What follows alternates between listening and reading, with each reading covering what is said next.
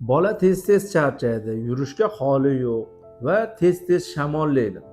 Ko'p doktorlarga olib borishadi, bolada sog'lom, muammo yo'q deyishadi. Lekin ota-onada ko'p shikoyat bo'ladi, tez charchaydi, toliqadi, yotib oladi, tez-tez shamollaydi. Buni sababini qidirib yurishadi doktorlarga borib. Biz buni sababi haqida bugun gaplashib o'tamiz. Xo'p, men bugun sizlarga hujayra ichidagi modda almashinuvi, ya'ni har bir organizmda, tanasida, ya'ni shu jumladan odamlar tanasidagi hujayrandagi modda almashinuvi va energiya almashinuviga ta'sir qiluvchi mitoxondriya faoliyati va mitoxondrial kasalliklar haqida gapirib o'tamiz. Xo'p, mitoxondrial kasalliklar nima? O'zi mitoxondriya nima degan tushuncha bor. Sizga men oddiy va lo'nda qilib tushuntiradigan bo'lsam, bu organizmda energiya manbai bu mitoxondriya, ya'ni tok ishlab chiqaradigan, issiqlik ishlab chiqaradigan asosiy bu markaz bu mitoxondriya hisoblanadi.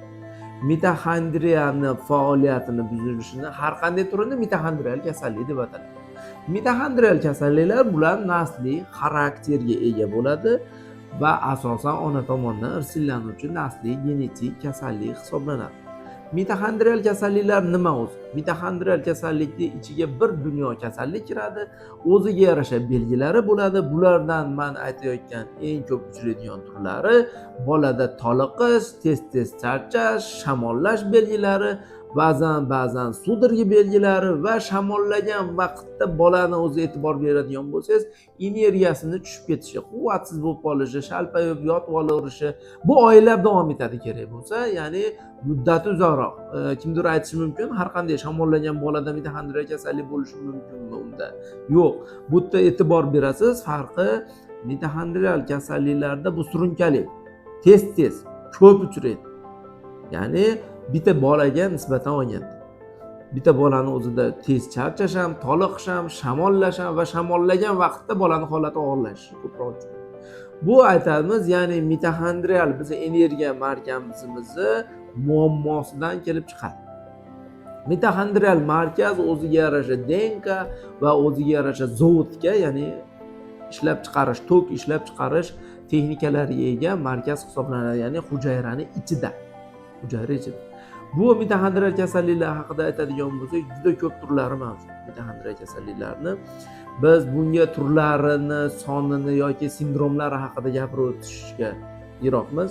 Hozir biz sizga tushuncha beramiz. Aniqlanmayotgan tez-tez shamollash, tez-tez charchash, toliqish, ko'p uxlash, sutkalab uxlaydi ba'zi bolalar yoki katta odamlar. Bu nasliy genetik, ya'ni mitoxondrial kasallik bo'lishi mumkin.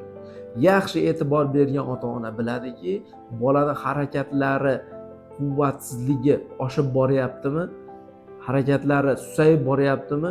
Yurishga qiynalyapti, o'tirib turishga qiynalyapti, quvvatsizmi? Ba'zan yaxshi bo'lib qoladi, ba'zan yomonmi? Bu surunkali davom etyaptimi? Aniq bir tashxis nevrolog yoki boshqa mutaxassislar tomonidan qo'yilmayaptimi? Bu albatta mitoxondrial kasallik bo'lishi mumkin bo'ladi. Mitoxondrial kasallikning asosiy belgilari haqida gapirib o'tdik va mitoxondrial kasallikning klinik belgilarini biz aytayotgan narsalar va sudirga birgalikda ketishi mumkin bo'ladi va biz buni davosi haqida gapirib o'tmoqchimiz. Davo muolajalari mitoxondrial panel bor, alohida DNK diagnostika orqali aniqlanadi va turiga qarab turib davosi bor yoki yo'qligi aytiladi.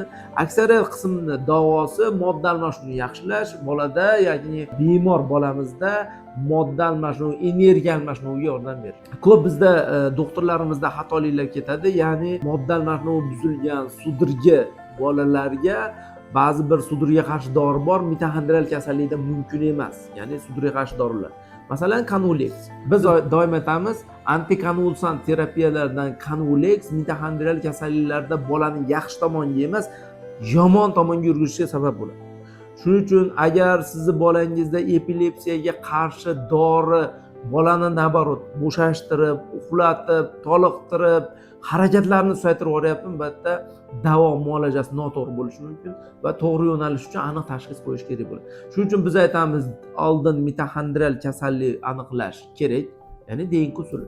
Va aniqlangandan keyin davo muolajalari aniq tashxisga qarab yo'naltirsa, modda almashinuvini yaxshilashga va boshqa bolani klinik holatlarni yaxshilashga bemalol yordam bersa bo'ladi.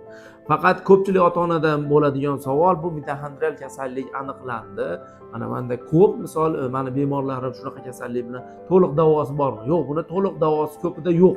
Ba'zi bir formalarni holatini yengillatish, ya'ni kelajak sifatini yaxshilash, oila, farzand masalasini hal qila olishga imkonimiz bor va ya'ni shu bemor bilan shug'ullanish imkonimiz bor va hayot sifatini yaxshilash imkonimiz bo'ladi. Faqat to'g'ri tashxis va to'g'ri davo asosida.